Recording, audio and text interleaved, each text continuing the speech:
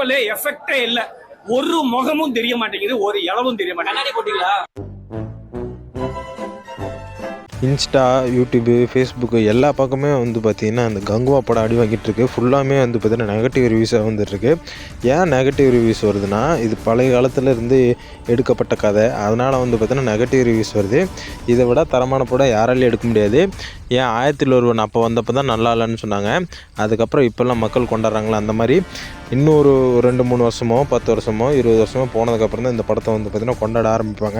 அப்புறம் எப்படா தமிழ் சினிமா 1000 கோடி வசூல் இருக்கும்? தெலுங்குலையும் சரி, மலையாளத்தில் சரி, எல்லா பக்கமே வந்து பார்த்திங்கன்னா 1000 கோடி வந்து பார்த்திங்கன்னா வசூல் அடிச்சுட்டு கிடக்கு. நம்ம தமிழ் சினிமாவில் மட்டும் ஏன் 1000 கோடி வசூல் அடிக்கலைன்னா, இதுதான் படம் வந்தாலே அது நொட்டை, இது சரியில்லை, அது சரியில்லைன்னு வந்து பார்த்திங்கன்னா சொல்லிட்டு தெரியாங்க.